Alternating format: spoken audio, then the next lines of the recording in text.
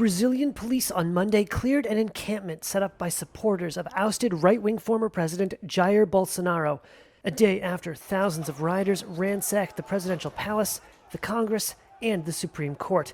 The assaults marked the worst attack on the nation's governing institutions since Brazil's return to democracy in the 1980s. President Lula da Silva promised to bring those responsible to justice. Demonstrators shattered windows, demolished computers, and graffitied walls before police in riot gear retook the palace. On Monday, soldiers outside raised the flag, while inside, Lula held a cabinet meeting with his defense minister and commanders of the armed forces.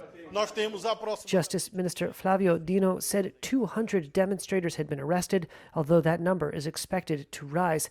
U.S. President Joe Biden joined other world leaders in condemning Sunday's riots, calling them, quote, outrageous. Sunday's attacks recalled for many the assault on the U.S. Capitol 2 years ago by backers of former President Donald Trump. Dan Restrepo is with the Center for American Progress. Unfortunately, it's a story that's quite familiar, certainly to Americans. You have a quasi-authoritarian right-wing former president who doesn't accept an election result, in this case, Jair Bolsonaro, who actually fled Brazil a couple of days before the inauguration on January 1st of President Lula da Silva.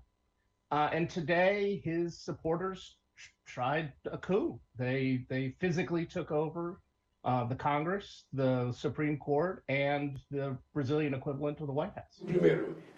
Lula blamed Bolsonaro for inflaming his supporters after a campaign of baseless allegations about election fraud after the end of his rule, marked by divisive nationalist populism.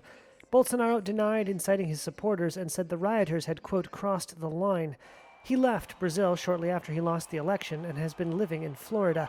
A Brazilian newspaper on Monday reported the former president was hospitalized in the U.S. with abdominal pain.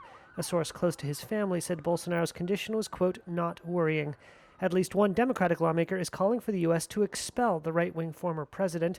Representative Joaquin Castro of Texas on Sunday told CNN, quote, the United States should not be a refuge for this authoritarian who has inspired domestic terrorism in Brazil. He should be sent back to Brazil. The White House on Monday said it had received no requests from the Brazilian government regarding Bolsonaro's status in the U.S.